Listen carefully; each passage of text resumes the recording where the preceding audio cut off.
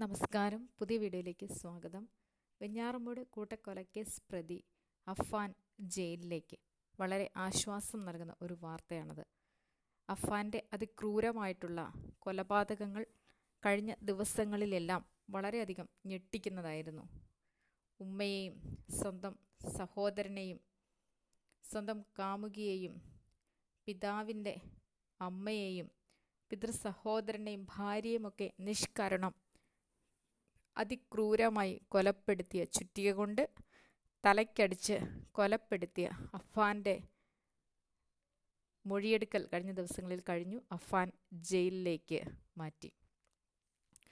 ഇതിൽ വളരെ ദാരുണമായ, വളരെ നിസ്സഹായനായ ഒരു മനുഷ്യനെയാണ് കാണാൻ കഴിയുന്നത്. അഫ്ഫാൻ്റെ പിതാവ് ഗൾഫിൽ വളരെയധികം കഷ്ടപ്പെട്ട് പണിയെടുത്ത് ബിസിനസ്സുകളുടെ തിരിമറികൾക്കൊടുവിൽ, ബിസിനസ്സിൻ്റെ തകർച്ചയ്ക്കൊടുവിൽ അഫ്ഫാൻ്റെ പിതാവിന് നാട്ടിൽ പോലും വരാനാകാതെ വളരെ വർഷങ്ങളായി ഗൾഫിൽ ജീവിതം നയിക്കുകയായിരുന്നു.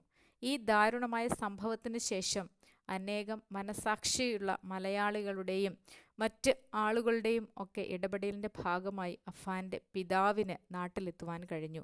പക്ഷേ വന്ന സാഹചര്യം വളരെ മോശം.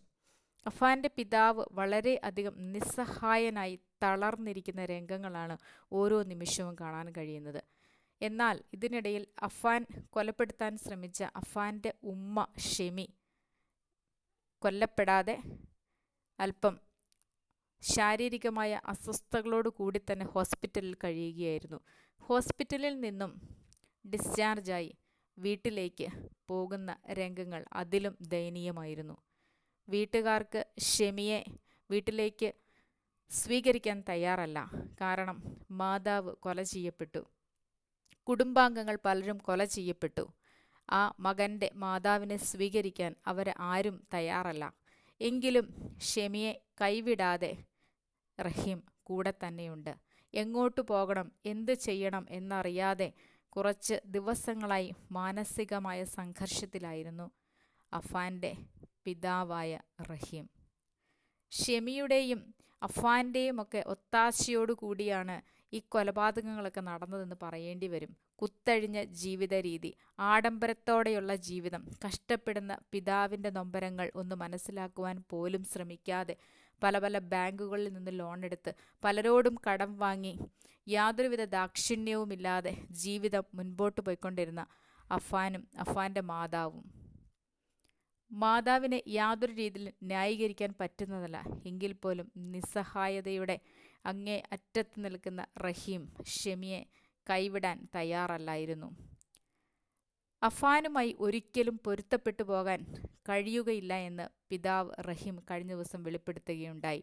തൻ്റെ മാതാവിനെ കൊലപ്പെടുത്തി, സഹോദരങ്ങളെ കൊലപ്പെടുത്തി, സ്വന്തം മകനെ കൊലപ്പെടുത്തി, അങ്ങനെയുള്ള അഫ്ഫാനെ ഒരു രീതിയിലും പൊരുത്തപ്പെട്ട് മുന്നോട്ട് പോകാൻ സാധിക്കുകയില്ല എന്ന് റഹീം പറഞ്ഞിരുന്നു. എങ്കിലും ഷെമിയെ തള്ളാൻ റഹീം തയ്യാറായില്ല. ആശുപത്രിയിൽ നിന്നും ബന്ധുവീട്ടിലേക്ക് അങ്ങനെ റഹീം ഷെമിയുമായി മടങ്ങുകയാണ്. ഇതിലെ ഏറ്റവും നിസ്സഹായതയുടെ അങ്ങേ അറ്റമായി നിൽക്കുന്നത് റഹീമാണ്.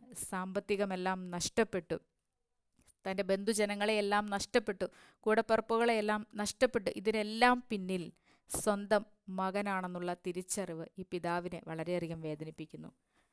ഒരിക്കലും അഫ്ഫാൻ ഈയൊരു രീതിയിൽ പെരുമാറുകയോ ഈയൊരു സ്വഭാവത്തിനുടമയായിരുന്നോ എന്നോ അറിയില്ലായിരുന്നു എന്ന് വളരെയധികം വേദനയോടുകൂടി ആ പിതാവ് പറയുന്നത് നമ്മളുടെയൊക്കെ കരൾ അലിയിക്കുന്നതാണ്. മകൻ്റെ നല്ല രീതിയിലുള്ള പെരുമാറ്റവും നല്ല സ്വഭാവവുമൊക്കെ ആയിരുന്നു പിതാവിൻ്റെ ആഗ്രഹം. പിതാവ് അതും സ്വപ്നം കണ്ടാണ് കഴിഞ്ഞിരുന്നത്. കുടുംബത്തെ നേർനിലയിൽ നടത്തിക്കൊണ്ടു പോകുന്ന, കുടുംബത്തിന് അത്താണിയായിട്ടുള്ള ഒരു മകനായിട്ടാണ് അഫ്ഫാനെ ഈ പിതാവ് കണ്ടിരുന്നത്. സ്വന്തം മകനെ കൊലപ്പെടുത്താൻ പോലും യാതൊരു മടിയുമില്ലായിരുന്ന അനുജൻ്റെ കൊലപാതകത്തിൽ അത്രയേറെ പിതാവിന് വേദന തോന്നുന്നു. പിതാവിനെ നിസ്സഹായതയോടുകൂടി അല്ലാതെ നമുക്കാർക്കും കാണാൻ സാധിക്കുകയില്ല. ആശുപത്രിയിൽ നിന്നും ബന്ധുവീട്ടിലേക്ക് മാറുന്ന സാഹചര്യത്തിൽ റഹീം ഷെമിയെ കൈവിടാതെ കൂടെയുണ്ട്. ഷെമിയുടെ കള്ളങ്ങൾ അവസാനിക്കുന്നില്ല. ഷെമിക്ക് മരണത്തിൻ്റെ കണക്കുകളൊക്കെ ബോധ്യപ്പെട്ടുവെങ്കിലും മകനെ ഒറ്റുകൊടുക്കാൻ തയ്യാറല്ലാത്തതിനാൽ മകനെ കുറ്റപ്പെടുത്താൻ ഷെമി ഇന്നും തയ്യാറാകുന്നില്ല.